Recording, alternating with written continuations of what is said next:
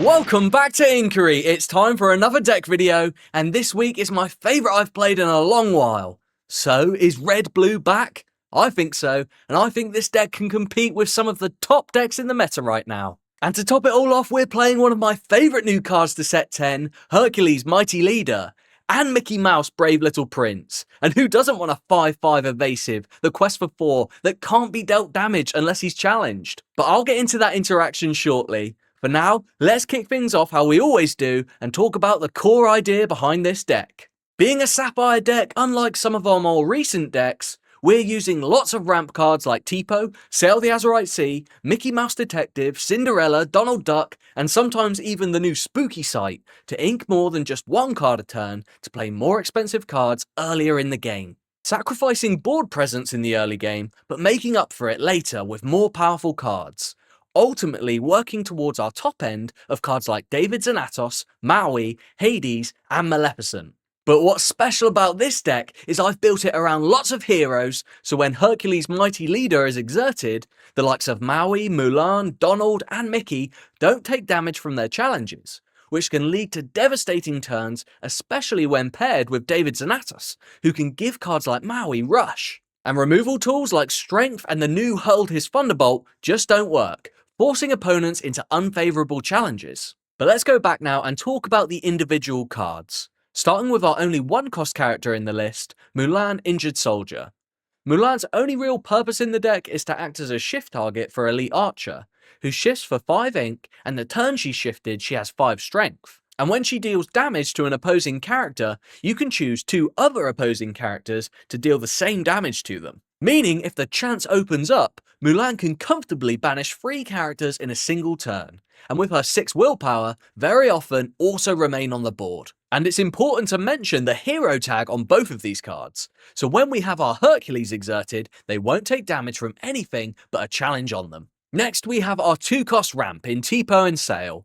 We all probably know these cards, so I won't spend too much time on them. Both great for different reasons, and sometimes the choice on which one you ramp with on 2 can make or break a game. Tipo inks any card from our hand hidden from the opponent, and Sail allows you to ink twice and draw a card. But unlike Tipo, must be inkable and is revealed to the opponent. I usually prefer Sail unless I'm up against an aggro deck where Tipo could be useful, or I'm planning on playing a Spooky Sight, which would ink all characters cost 3 or less, so having a Tipo on our side can make Spooky Sight more efficient, and the downside of ramping the opponent is mitigated. Whilst I'm on Spooky Sight, I'll explain why we have this new card to set 10 in the deck. With this deck, most of the time we're playing one big card a turn, which is great, but sometimes can't keep up with those wide board aggro decks like Amber Emerald or Amber Steel for example. So Spooky Sight gives us a more consistent game plan against these types of decks. And the disadvantage of inking opponents' cards is often not an issue, as they've already hopefully dumped their hand and have limited ways of recovering and making use of all their ink. And then our big cards simply outvalue their top decks. And speaking of top decks, it's very important to talk about the inclusion of Develop Your Braid and Visions of the Future. This deck has very little card draw, with only David Xanatos providing us with any real card draw, and the Maui recycling the actions. So Develop and Visions are so important at letting us cycle through the deck a little and filter out those lower value cards like the 1-cost Mulan for example. Very regularly with this deck we're up to 10, 11, 12 ink or more, so it's no downside to take the time to use a Vision, pick out a Maleficent and play her, rather than if these cards weren't in the deck and crossing our fingers for a good top deck. And of course, being actions, Maui can bring back these cards after a challenge, so we can keep playing them, making sure all of our turns we're playing something useful. Alright then, back to the characters now, let's talk about our Mickey Mouse shift line. With Detective Mickey getting himself a reprint, we can now ramp on 2, ramp on 3 with the Detective, and then shift Brave Little Prince for 5 ink on turn 4. And then instantly take out an evasive threat the opponent didn't expect, or just quest for 4, especially if there's no opposing evasives to deal with this Mickey. There are definitely games where the opponent's deck just doesn't have an answer for a 5/5 evasive, so then Mickey can just win you games on his own. Personally, I found from testing the deck it's better to maybe save the Mickey shift after we've played Hercules, just to make Brave Little Prince even harder to remove. Speaking of Hercules, he's next, and is an uninkable 4-cost and very often our preferred turn 3. He's a 5/3 that quests for 2, and like I've mentioned, can't be dealt damage unless he's being challenged. And while exerted, extends this ability to our other heroes. So what's special about him is when we're up against those steel decks, as long as he's in the ready position, he's more or less safe, and in a way protects the other characters that will play after him. If we play Herc on 3, Donald on 4, Maui on 5, the opponent isn't going to want to sing their songs or exert their cards, as we can then sweep and take no damage from it. Then, before they know it, we're playing Maleficents turn after turn and singing Pirate's Life with Maui's, and the trades just aren't in the opponent's favour. Up next is a card you might be confused to see, 2 copies of Cinderella. This card's power is too good to ignore, and she's a perfect backup to either our Mickey shift line or the Hercules curve out.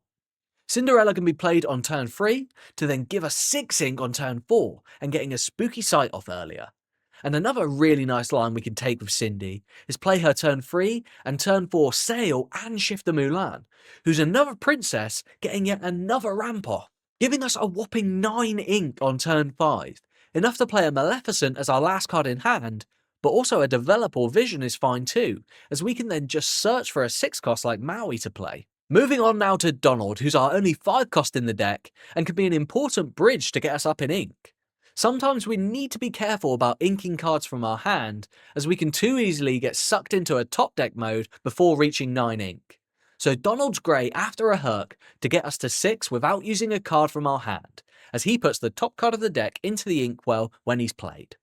Then we can more easily follow him up with a Maui or David Xanatos without sacrificing an important inkable like a Vision of the Future. And of course, being a hero is a big bonus for Donald for that Hercules synergy. Next up we have David Xanatos, definitely not a hero, but a brilliant new addition to set 10 Ruby decks.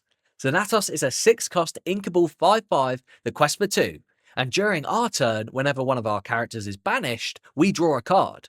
This is a great ability when we don't have Hercules down, as it's still beneficial for us to challenge even without the hero buff, as it's still drawing a card when a character's banished. Xanatos has a second fantastic ability though, which is much more important for the deck.